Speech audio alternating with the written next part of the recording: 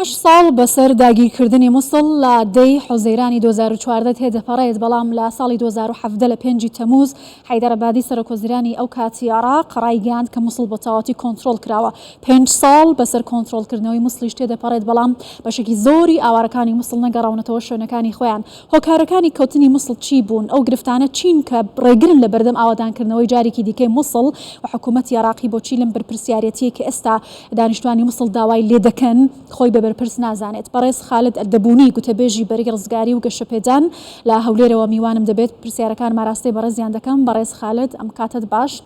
زۆر باس لە هۆکارەکانی کەوتنی مووسڵ دەکرێت بەڕێستان ئاماژە بەوە بکەن نەبوونی متمانەی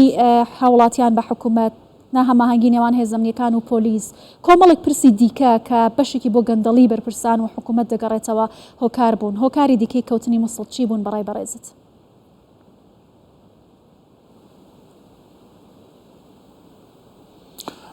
بەناوی خۆی گەورە و میهرەبان، سڵاو بۆ ئێوەی بەڕێز. بەڵێ بەڕاستیدا بارودۆخی مووسڵ و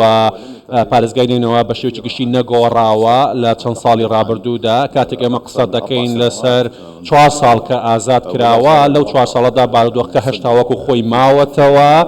و بەشێکی زۆر لە کارەساتەکان و کێشەکان لە جێی خۆیان ماون. هاونیشتیمانی لەو شارەدا لەو مووسڵ ناتوانێت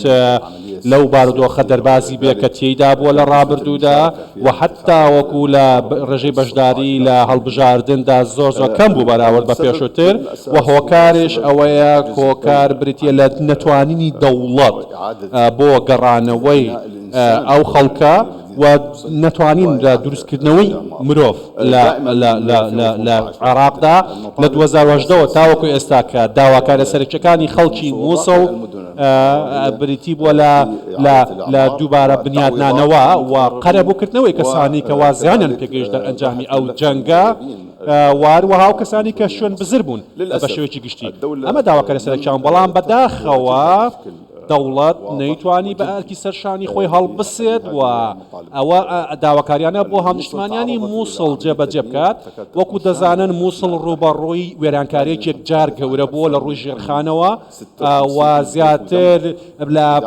لە سەدان هەزار خانوو لەو شارەدا وێران بوون و وزارەتی پلاندانن قسە لەسەر ئەوەکە باز دەواکات کە 88 ملیارد دۆلار پێویستە بۆ بنیادنانەوەی شارەکە. بۆیە چ بە پاڵپشتیکردنی حکوومەت و دەوڵەت بێت یاخۆت بە پاڵپشتیکردنی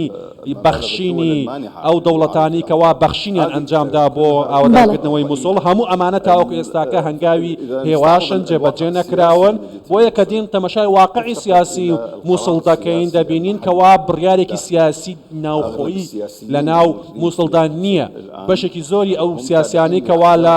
مووسڵن بەشێکن لەو حزبە سیاسیانی کە لە دەرەوەی مووسڵن و لە ئەساسدا بۆیە ئینتیمایان نییە بۆ شارەکە بۆی بتوان بە تەواوەتی خەمی لێ بخۆن و کاری بکەن. و ئەو حزبانی کەوا لێرە دەسەڵاتیان هەیە لە مووسڵ، لە ئەمبار، لە تکریت، لەو شارانە، ئەوان ممارەسەی پراکتیسی دەسەڵاتی خۆیان دەکەن و کۆنتڕۆڵیان کردووە لەسەر ئەو پرۆژانی ئاوادانکردنەوە لە مووسڵ و هەموو ئەو نەوسنگە ئابووریانی کەوا هەن لە مووسڵ بەشێکی زۆریان پەیوەنددارن بۆ خەڵکانی کە لە دەرەوەی مووسڵ. بۆیە ئەمە کێشێکی دروست کردەوە بۆ جێبەجێکردنی پرۆژەکانی ئاوادانکردنەوە و هەتا وەکو ئێستا کە ئەو پرۆژانەی لە مووسڵ جێبەجێکردن پرۆژەی باشە. بەڕێز خالد، ئەمە بپرسم هۆکارەکە چییە؟ ئایا پێتان وایە حکوومەتێک لە دوایەکەکانی عێراق بە ئەنقەست دەست بۆ ئاوادانکردنەوەی مووسڵ نابن یا هۆکارێکی دیکەی لە پشتەوەیە؟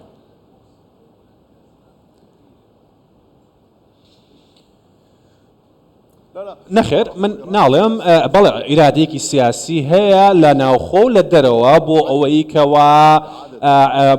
مووسڵ نەگەڕێتەوە ناو بڕیارە سیاسیەکانی عێراق. لە ساڵی 2014ەوە تاوەکو ئێستاکە مووسڵ لە دەروی بڕیارە سیاسیە گرنگەکانە لە عێراقدا و دوورە لە گۆڕەپانی سیاسی و لە بڕیاری سیاسی بە شێوەیەکی گشتی. ئەمەش وای کرد دەرئەنجامی ئەجەندایەکی سیاسی بووە کە وای کردووە مووسڵ فرامۆش بێت. هەنێ جار ئەمە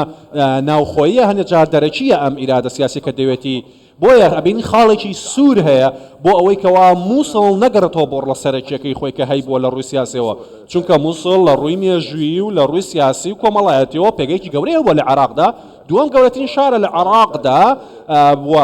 وڵایەیەکی مێژوویی هەیە بە سەدان هەزار ساڵ بۆیە ئەم بارودۆخەی تیایدایە وای کردووە کە ناتوانێت ڕۆڵی خۆی بێنێت و ئیرادەیەکش هەیە کە ناوێتی کە ئاوادان بکرێتەوە و ناوێتی ڕۆڵی خۆی بگێڕێت و هاونیشتیمانی مووسڵ بە شێوەیەکی گشتی وەکوی ئاماژەم پێدا ئەوان تۆمەتبارن بەوەی کەوا تۆمەتبارن بەوەی کەوا تیرۆریان ئەنجامداوە و داعش بوونە لە هەمان کاتدا ئەوان خۆیان دەترسن لە هاتنەوەی داعش و قوربانی دەستی داعشن بۆیە ئەوەی کە دەبینن هاونیشتیمانی لە مووسڵ لە بارودۆخێکی یەکجار ناخۆشدا لە ڕووی دەرونیەوە و ناتوانێت هەست بە ئارامی بکات لەمڕۆوە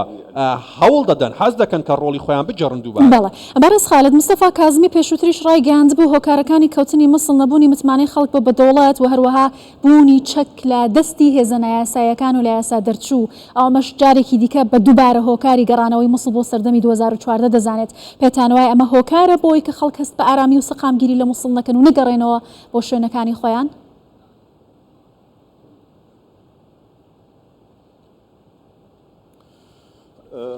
لە ڕاستیدا بەڵێ ئەو بارودۆخایی کەوا هەیە و ئاماژەت پێدا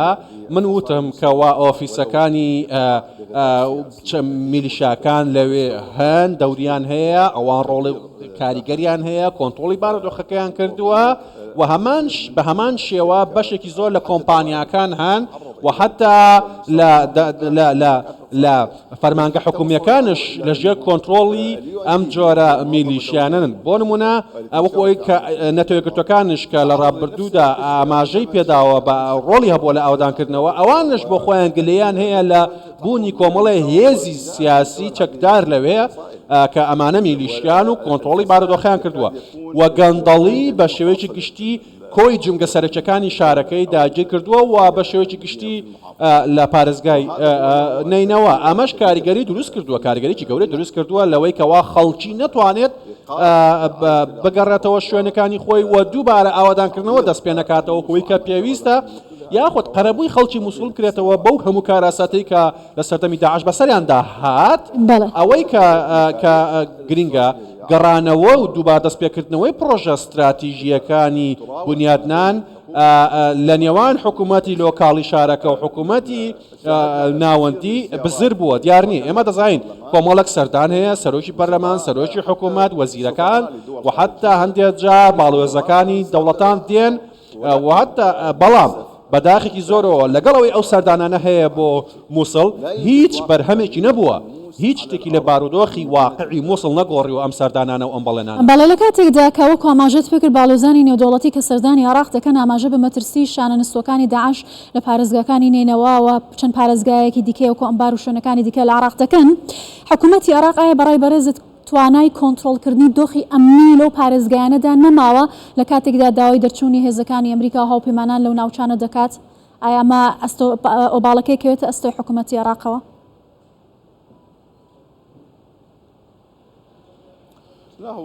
بەڵێ ئەوەی کە گرینگە سەبارەت بە هێزەکانی هاوپەیمانان و لایەنەکانی دیکەی کە پارێزگای لە مووسڵ دەکەن ئەوان لە ئەمبار و لە مووسڵ ئەوانە تا ئەندازێکی زۆر بەجیان هێشتووە ئێستاکە تەنیا پاڵپشتێکی ئاسمانی هەیە لەلایەن ئەمریکەکانەوە بۆ پارێزگاریکردن لە شاری مووسڵ ئەمەش لە چوارچەوەی هاوپەیمانی نێودەوڵەتی کە هەن و چاودێری دەکەن و هەواڵگریان هاوکاری دەکەن بەڵام کێشەکە لە مووسڵدا چییە؟ ئێمە دەناڵێنین بەهۆی نەبوونی هەماهەنگی لە نێوان هێزە جیاوازەکان بە تایبەتی لەو شینانەی کەوا ناوچەیەکن کە لە نێوان هەرێمی کوردستان و حکوومەتی ناوەندێن ئەو ناوچانە ئەو سنوورانە ئەو ناوچانە بۆشایشی ئەمنی تێدا هەیە و لاوازە بۆ کۆنتڕۆڵکردن و هێزە میلیشیاکان ئەوانەی کە لە دەرەوەی یاسان هەندێک جار پرۆسە ئەپراسیۆن ئەنجامدەن لەو ناوچانە لە ڕاستیدا خۆی پێویستە هەماهەنگی هەبێت لە نێوان هێزەکانی پێشمەرگە و هێزەکانی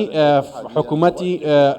عێراقی لەو ناوچانە بتوان بە یەکەوە ئۆپراسیۆن ئەنجام بدەن بە شێوەیەکی بەهێز بۆیە ئەم لاوازیەی کەوا هەیە بۆشای ئەمنی کەوا هەیە وای کردو داعش بەهێز بێت و زۆرجە ئۆپراسیۆن و هێرش ئەنجامەدا لەو ناوچانە لە شوێنێکە بۆ شوێنێکی دیکە دەتوانێت خۆی بگوازێتەوە. پێش هەفتەیەک تقریبا بەیاننامەیەک هەبوو کە بەیاننامەیەک هەبوو لەلایەن شانەی ئەمنی و بڵاوکراوەوە قسە لەسەر ئەوە دەکات کەوا بەشێکی زۆر لە چەک دۆزراوەتەوە هی دەستی داعش بوونە لەو ناوچانە بەجێ هەڵدراوەنی حتا تاقەمەنی یەکجار گەورەتێدا بووە لەو ناوچە جێناوکانە. ئەمە بەدڵنیایەوە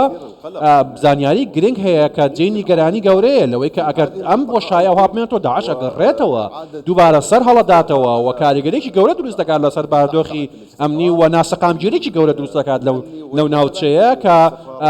کە وە بەشێکی گشتیش ناسەقامجێکی سیاسی دروستەکە بە دوای خۆیدا. بەڵێ بەڕێز خالە دەدەبوونی گوتەبێژی بەرەی ڕزگاری و گەشەپێدان لە هەولێرەوە لەگەڵم بووی زۆر سپاس.